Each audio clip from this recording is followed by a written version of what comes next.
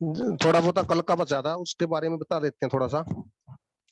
जैसे कल बताया था कि जो अनकाउंटेबल नाउन है उसके साथ जो काउंटेबल नाउन वाले एडजेक्टिव वगैरह हैं उनका यूज नहीं कर सकते। इनका यूज उन्हीं के साथ कर सकते हैं जो अनकाउंटेबल वाले नाउन होते हैं। जैसे we have much experience, experience एक अनकाउंटेबल नाउन था, इसलिए इसके साथ मच का यूज हुआ। एक्सपीरियंस एक अनकाउंटेबल नाउन है, इसलिए इसके साथ मच का यूज हुआ। अगला सेंटेंस था वी हैव मैनी फ्रेंड्स। अब फ्रेंड्स को हम काउंट कर सकते हैं, काउंटेबल है, इसलिए इसके साथ हमने मैनी का यूज किया। अ man bought a soap from a soap. अब जो सोप है SOAP, ये अनकाउंटेबल है और अनकाउंटेबल के साथ आर्टिकल भी नहीं लगता, तो इसका मतलब ये सेंटेंस गलत है। A man bought a soap from a soap, इसको लिखेंगे हम, या तो इसको लिखेंगे अ पीस ऑफ सोप, तो ये सेंटेंस सही बन जाएगा। A man bought a piece of soap from a soap. अब कुछ नाउन ऐसे होते हैं जो एंड से जुड़े होते हैं, जैसे ब्रेड एंड बटर। अब ब्रेड एंड बटर कई बार तो ये अलग अलग होते हैं और कई बार एक ही बना देते हैं इसको। जैसे ब्रेड एंड बटर, जब हम इसको ब्रेकफास्ट में खाते हैं तो ब्रेड एंड बटर एक डिश का नाम है। ब्रेड एंड बटर एक डिश का नाम है। जब ये एक डिश का नाम है तो इसको हम सिंगुलर मानेंगे, और जब ये अलग अलग हो जाएं तो इनको हम प्लूरल मानेंगे। तो देखते हैं कैसे होता है। Bread and butter is are my favourite dish. अगर उसकी डिश है ये, तो इसका मतलब है कि ये एक चीज है। अगर एक है ये तो bread and butter is my favourite dish. अगले में bread and butter was were sold bye them. अब अगर कोई खरीदने जाएगा ब्रेड एंड बटर, वो दुकानदार उसको ब्रेड अलग देगा और बटर अलग देगा, तो इसका मतलब है कि अब ये ब्रेड एंड बटर इनके साथ प्लूरल वर्ब लगेगी। तो bread and butter were sold by him. Fake and original gold या golds is are easy to identify. अब जो गोल्ड फेक होगा वो ओरिजिनल नहीं हो सकता, और जो ओरिजिनल है वो फेक नहीं। ये अलग अलग है। अगर ये अलग अलग है तो इसके साथ आर का यूज होगा। तो fake and original gold are easy to identify. Fake and original gold are easy to identify. तो इस स्लाइड में हमने देखा कि कई बार दो नाउन एंड से जुड़े होते हैं, कई बार वो एक का मीनिंग देते हैं और कई बार वो अलग अलग मीनिंग देते हैं। उसके बाद हमने थोड़ा कंक्लूड करते हैं, जो अनकाउंटेबल नाउन है वो कौन कौन से नाउन हो सकते हैं। मटेरियल नाउन, एब्स्ट्रैक्ट नाउन और proper noun. Material noun, abstract noun और प्रॉपर नाउन अनकाउंटेबल नाउन होंगे। अब काउंटेबल नाउन में कौन से बच गए? कॉमन नाउन और प्रॉपर नाउन। कॉमन नाउन और प्रॉपर नाउन। अब प्रॉपर नाउन अनकाउंटेबल भी है और प्रॉपर नाउन काउंटेबल भी है। तो प्रॉपर नाउन काउंटेबल तब होगा जब हम इसको as a common noun use करेंगे। जैसे कल वाला सेंटेंस था जिसमें आरोहन, टीचर पनिश्ड आरोहन, तो उसमें आरोहन को as a common noun use किया गया था। इसलिए जब इसको as a common noun use करेंगे तो ये काउंटेबल नाउन होगा। तो कॉमन नाउन और प्रॉपर नाउन तब जब इसको कॉमन नाउन यूज करेंगे तो ये काउंटेबल नाउन होगा। और uncountable noun material noun, abstract noun और प्रॉपर नाउन। अब एक बच गया कोलेक्टिव नाउन। अब कोलेक्टिव नाउन कई बार तो प्लूरल बन जाता है और कई बार प्लूरल बनता नहीं है। प्लूरल कब बनता है और प्लूरल कब नहीं बनता? प्लूरल ये तब बनता है जब ये कॉम्पैक्ट हो। कॉम्पैक्ट हो तो अगर कॉम्पैक्ट कोलेक्टिव नाउन है तो इसका प्लूरल बनेगा, अगर नॉन कॉम्पैक्ट कोलेक्टिव नाउन है तो इसका प्लूरल नहीं बनेगा। जैसे क्लास कॉम्पैक्ट है, आर्मी कॉम्पैक्ट है, तो क्लास का क्लासेज हो जाएगा और आर्मी का आर्मीज हो जाएगा। लेकिन कई बार क्या होता है कि कोलेक्शन के बाद ऑफ और प्लस नाउन, तब कलेक्शन का प्लूरल नहीं बनता। कैसे? जैसे द बेबी, द बेबी, ये बेबी कलेक्शन है, तो बेबी ऑफ द गर्ल या गर्ल्स।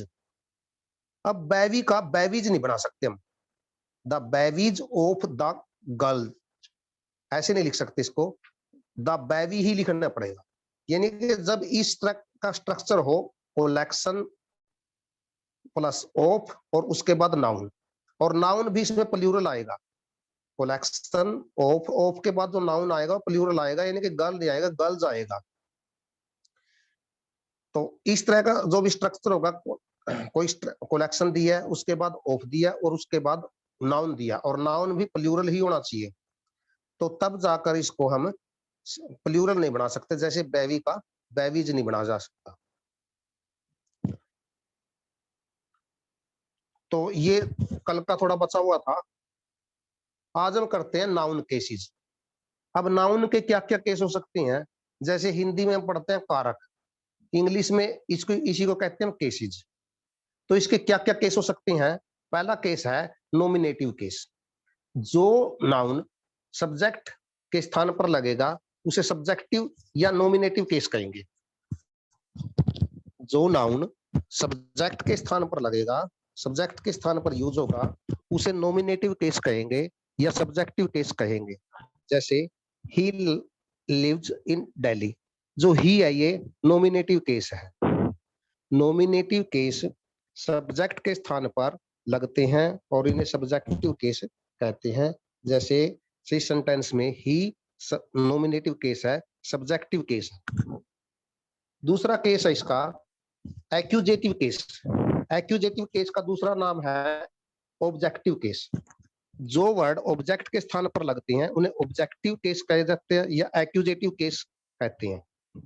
जैसे she likes him, she likes him, इसमें जो हिम है ये एक्यूजेटिव केस है या ऑब्जेक्टिव केस है। तो जो नाउन या प्रोनाउन एक्यूजेटिव केस या ऑब्जेक्टिव की जगह पर लगते हैं उन्हें एक्यूजेटिव केस या ऑब्जेक्टिव केस कहते हैं। तीसरा है वोकेटिव केस।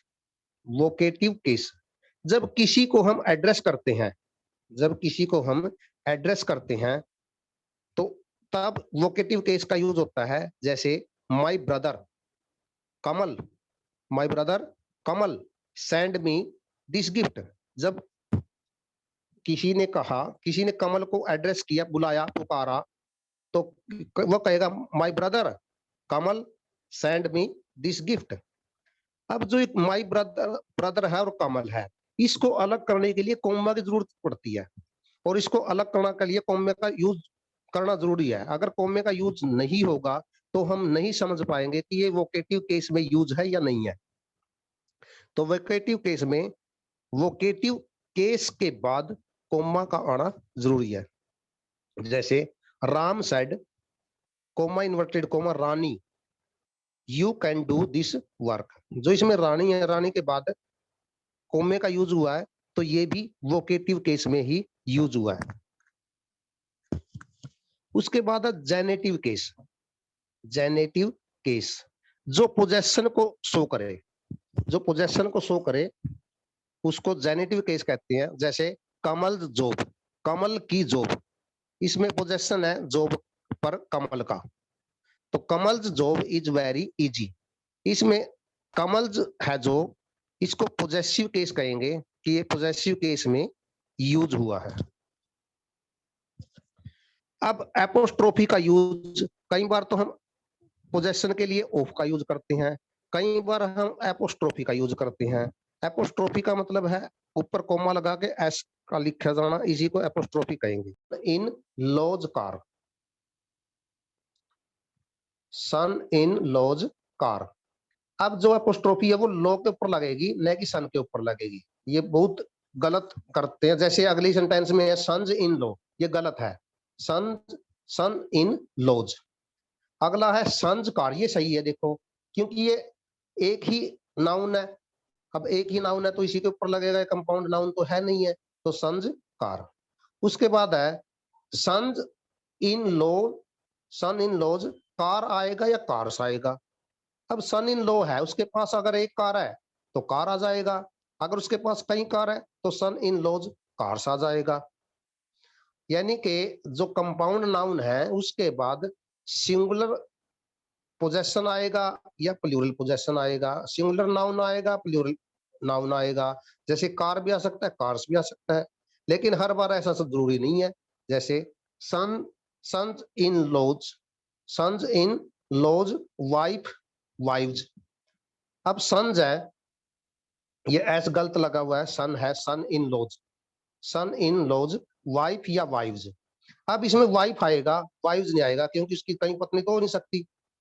तो इसमें हमें आगे नाउन देखना पड़ेगा कि वो नाउन क्या लिखा हुआ है। अगर वो नाउन सही सेंस देता है प्लूरल में भी और सही सेंस देता है सिंगुलर में भी, तो यूज करेंगे। ये नहीं है कि हर बार हम उसका यूज सिंगुलर भी कर देते हैं और प्लूरल भी कर देते हैं। हमारे भारत में एक ही वाइफ रखने का चलन है, तो सन इन लॉज वाइफ, वाइफ जिसमें गलत हो जाएगा, और ये सन्स नहीं है, सन है। उसके बाद है बॉयज, बॉयज कार या कार्स।